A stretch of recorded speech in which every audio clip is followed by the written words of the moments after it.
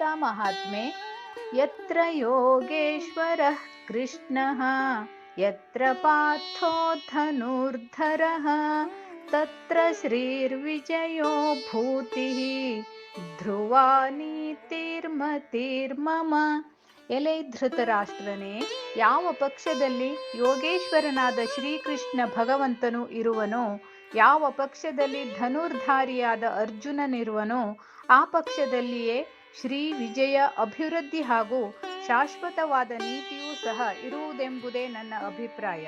ಐಶ್ವರ್ಯ, ವಿಜಯ, ಜ್ಞಾನವನ್ನು, ದೃಢವಾದ ನೀತಿಯನ್ನು ಭಗವಂತನ ಅಪರಾವತಾರವೆಂದು ತಿಳಿದು ತಮ್ಮ ಹೃದಯವೆಂಬ ದೇವಾಲಯದಲ್ಲಿ ಆ ಭಗವಂತನ ಹೃತ್ಕಮಲಗಳನ್ನು ಸ್ಥಾಪಿಸಿಕೊಂಡು ಅವನೇ ನಾನೆಂಬ ನಿರಹಂಕಾರ ದೃಷ್ಟಿಯಿಂದ ಅವನ ಸ್ಮರಣೆ ಮಾಡುತ್ತಿದ್ದರೆ ಆ ಪ್ರಾರ್ಥನೆಯೆಲ್ಲವೂ ಅವನಿಗೆ ಸಲ್ಲುತ್ತದೆ. ಯೋಗೇಶ್ವರನಾದ ಶ್ರೀಕೃಷ್ಣನೆಂದರೆ ಬ್ರಹ್ಮಾಂಡವೇ ತಾನೆಂಬ ಬ್ರಹ್ಮಜ್ಞಾನಿ, ಧನುರ್ಧಾರಿಯಾದ ಅರ್ಜುನನೆಂದರೆ ಸುಜ್ಞಾನದ ಬೆಳಕಿನ ಚೌಕಟ್ಟಿನಲ್ಲಿರುವ ಆ ಬ್ರಹ್ಮಜ್ಞಾನವನ್ನು ಉಪಾಸಿಸುತ್ತಿರುವ ಒಬ್ಬ ದೈವ ಭಕ್ತ.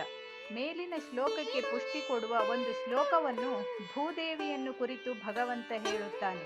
ಗೀತಾ ಮೇ ಪರಮಾ ವಿದ್ಯಾ ಬ್ರಹ್ಮರೂಪಾನ ಸಂಶಯಃ ಅರ್ಧಮಾತ್ರಾಕ್ಷರ ನಿತ್ಯಾಃ ತಾನಿರ್ವಾಚ್ಯ ಪದಾತ್ಮಿಕಾ.